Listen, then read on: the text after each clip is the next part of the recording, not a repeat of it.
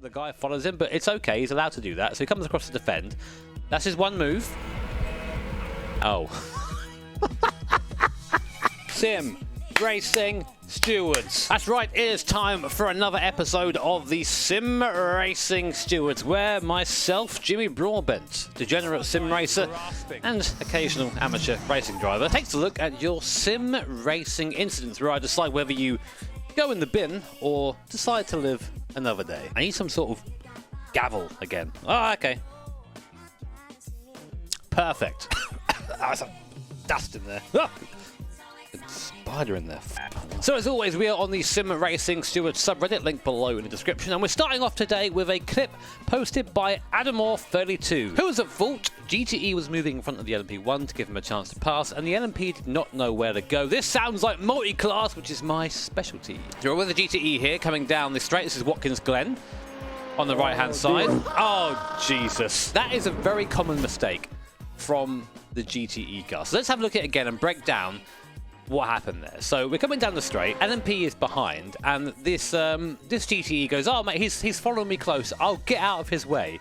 At the same time, the LMP, who's approaching pretty damn quick, decides to now go round the GTE, and we have a crash, and ends the race with a few more people behind as well. So who is that on? That is on the GTE, and I'll tell you why. So let's pause the clip here just before impact. If I am the prototype behind and I'm approaching at this speed, what I'm doing right now is I'm looking over here. This is the space that is free and where I'm going to put my car to overtake. The GTE has done fairly well so far by staying on a line. Doesn't have to be the racing line all the time, but if you just stay where you are and be predictable, that is the easiest way to be passed. By moving at the last second, you are being incredibly unpredictable, and it's no wonder there was a crash. So this is 1,000,000% on the GTE.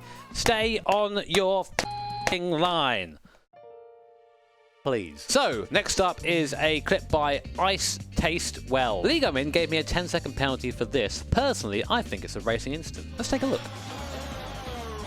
No, not again, please. Still watching. It's okay right now. Okay. So we're on board now with Ice, I guess. This is T1 at Hungary. Come into the corner.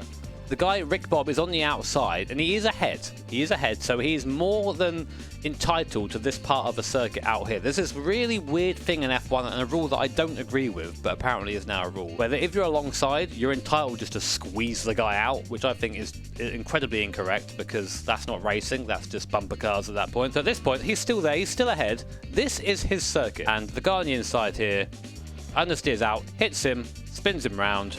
Yeah, 1,000,000% on the Ferrari driver. Guilty, 10-second penalty, definitely deserved. You always have to leave the space. Just being cancelled by Spain.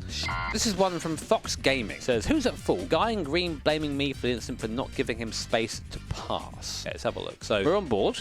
This is at Alton Park from what I can believe it. We're coming up to Druids, which is a really fast corner.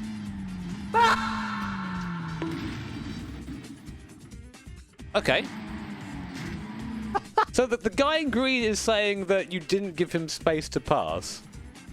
Okay, well, the guy in green's wrong. I think that you were quite slow into the corner, Raphael. I will say that in the green guy's defense. This is not a second gear corner. This is never a second gear corner, so I can imagine why the guy behind might be aggrieved. But it is up to the passing car to pass safely. Yeah, that's definitely on the green car there, but I would say, Raphael, if this is posted by you there, mate, that you need to kind of not be braking so much on the racing line, because that is going to catch up the guy behind you and again cause you to get absolutely shunted like that. So green car guilty. Mr. Sandboy says, who was in the wrong? I'm the blue car. Red car was just a victim and became a spaceship. They're in skippies at the Nordschleife, which is the best combo ever.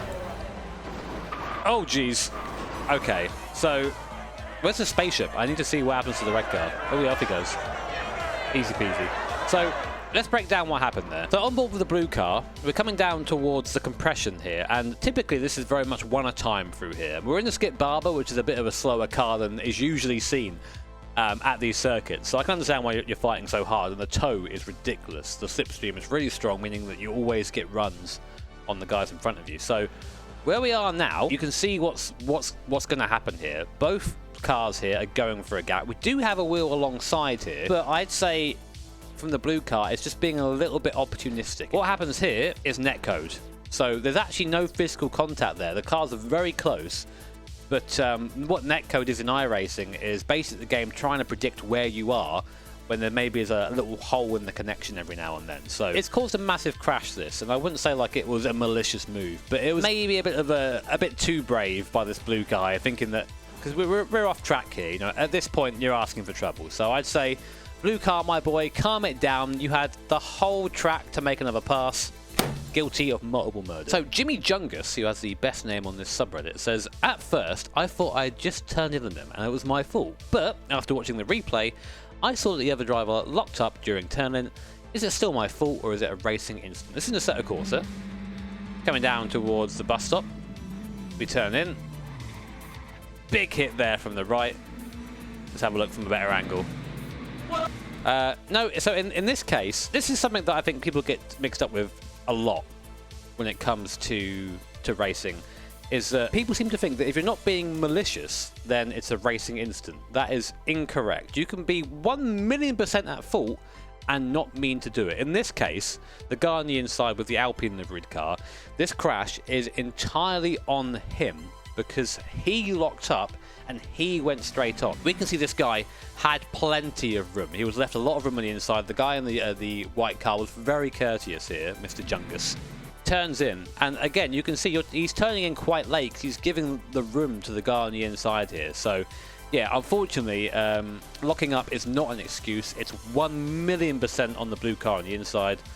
Big old clap there. That would probably be a penalty for the blue car in real life as well. And the takeaway from that is whether you mean to do it or not, it doesn't free you from responsibility of the result of your action. So in this case here, lock up, bonk, car goes round in the bin. So this one is called Car Needs to Go into Pits but Gets Put in an Awkward Position, Who's at Fault. It's an old clip, and this is the sort of stuff that I like because it gets really messy really quick, and I always like to try and work it out. So we're at Silverstone, some sort of formula race here with the most potato graphics I've ever seen in my life. Which car needs to pit? Oh, that's not right. That's not good. So it's a car on the left here that wants to pit. Comes across, clips us. Big incident. That is such an annoying one to have if you're this guy. So the problem with this is that if you're racing hard at Silverstone, the pit lane's on the opposite side to the racing line. Racing lines at Stowe is just on the exit. You want to be using sort of as much of this curb as possible, which is what this guy did to try and maximise his lap. Unfortunately, he's got a car on his inside there he's looking to try and pass. So what he does is he gets off the throttle on the racing line and then spears across to try and pit in. This isn't okay. So what this guy should have done, and it is hard to tell because at this point he's on the left here, is probably just given up this position on the inside here, not fight for it, and then just come back to this line and then pit in and do things that way. You have to think in advance. You can't just get to the pit lane and go, oh, what do I do? This guy needs to be a bit more responsible. So yeah, like I would think that would be a fairly large penalty for this guy because not only does he slow down on the racing line, he speeds across at the last moment, takes somebody out, and ends a couple of races. So yeah, that's pretty egregious from pitting boys. So in the bin you go. In the bin. This one's by Peter Holt. Interested to hear what everyone says here. I'm like, well, evens. But also cheeky and a bit illegal. We laughed about it after, so there's no hard feelings. Cool, okay, that's always nice, because people get a bit ragey in racing. Let's have a look. They're on board in a Bontley, Silverstone, coming down towards Magnus and Beckett. So we're going to go for a move here. Oh, he's coming back on, isn't he? No, still alive. So at this point, this Porsche needs to give up the position because he's gone off track to keep this position from the guy behind. So you cannot go off and gain a lasting advantage. And in this case, the advantage is that he kept his place when going off there would usually mean you lose a place. So already, this Porsche needs to get out of the way. Oh, you went off the track. There you go. Our guy knows. Is he going to go for a lunge now? No, he's defending it. He's not going to give up. I would say, however, that two wrongs don't make a right. I mean, so what the revenge here for Mr. Streamer is to go on the outside and just drive through here. That is basically doing the same thing. If that would actually be probably more of a penalty if you didn't give the place back. than the one before, because this is on purpose. You've chosen to do this. The other guy, whilst he chose to come back on and stay ahead, he didn't choose to go off. So there's always a little bit of intention there. So you would both get slapped by the stewards for that. So stay within the white lines and play nice. So this thumbnail. This is why sim racing is bad. Mr. Gopnik's not happy. Let's see why sim racing is bad. What is this?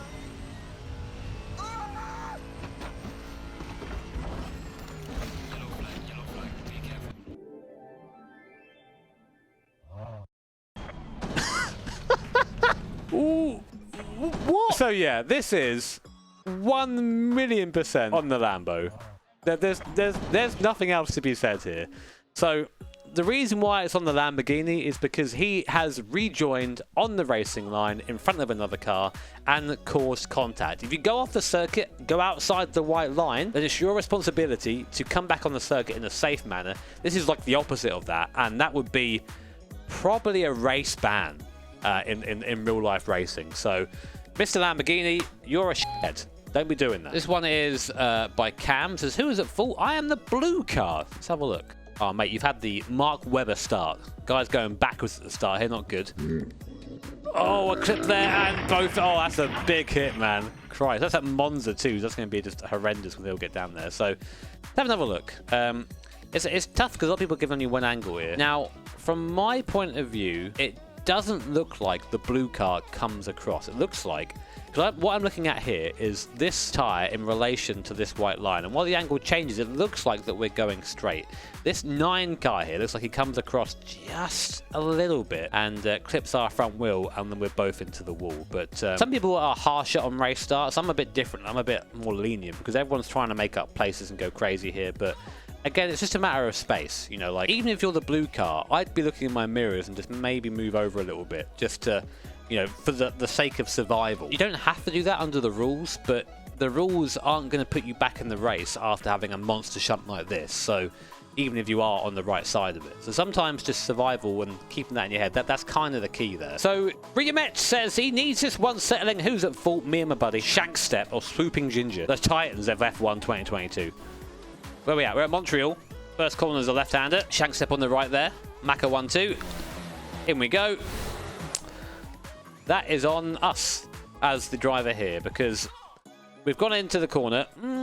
I don't know, actually. Or is it on us? Let's have another look.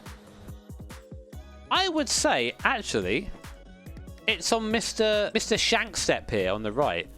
And I will tell you why. Because he is ahead, but you know, this is lap 1. There's gonna be a car here. If you turn in and expect there to not be a car here, there's nowhere that us, the Swooping Ginger, there's nowhere for us to go. We can't vanish. So Shank Step has seen us, gone, turns in anyway, and caused the crash. So yeah, it's definitely on Shank Step here, I think, after that. But you're on the same team. You're 1 and 2. Off the grid. Just get through the first couple of corners in peace. If you did this in real life, your team boss would come up to you and sodomize you.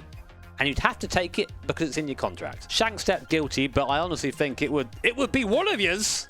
So yeah, bad boys. Anyway, guys, that was our latest episode of Sim Racing Stewards. Hope you enjoyed it, and as always, feel free to leave your comments down below. Let me know if you agree or disagree with my takes. Not usually that good anyway, but I'm always interested to hear your opinions as well.